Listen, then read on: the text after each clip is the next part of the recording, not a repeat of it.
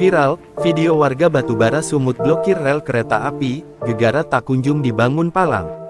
Puluhan warga di Desa Lalang, Kecamatan Medang Deras, Kabupaten Batubara menghadang laju kereta api di perlintasan Bandar Tinggi menuju Kuala Tanjung, Jumat tanggal 28 Februari tahun 2025.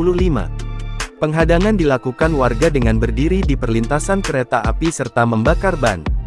Akibatnya, laju kereta api sempat terhenti.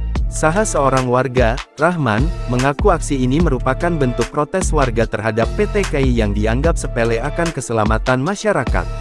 Sebab, menurutnya, perlintasan kereta api Bandar Tinggi, Kuala Tanjung yang sudah beroperasi 4 tahun tersebut, telah banyak terjadi kecelakaan dan memakan korban jiwa.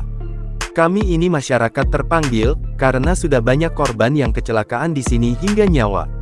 Tapi, palang kereta api tidak kunjung dibangun, ungkap Rahman. Katanya, saat hendak dibangun stasiun kereta api, sudah sempat menuai polemik di masyarakat. Sebab, perlintasan kereta api sejajar dengan jalan raya yang menyulitkan warga yang hendak berlalu lalang. Tuntutan kami sesuai dengan kesepakatan sebelumnya, bangun ini palang pintu kereta api di sisi kanan dan kiri perlintasan. Agar tidak ada lagi korban, ungkapnya. Katanya, selama palang pintu perlintasan belum dibuat oleh PT KAI, maka masyarakat meminta agar PT KAI menonaktifkan sementara jalur perlintasan menuju Pelabuhan Kuala Tanjung hingga tuntutannya terpenuhi. Kalau tidak dipenuhi, kami meminta agar kereta api tidak boleh jalan.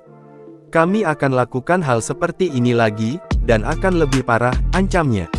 Sementara, akibat kejadian ini, kereta api penumpang dari stasiun Lalang menuju stasiun Tebing Tinggi tidak bisa melanjutkan perjalanan hingga kembali ke stasiun asal.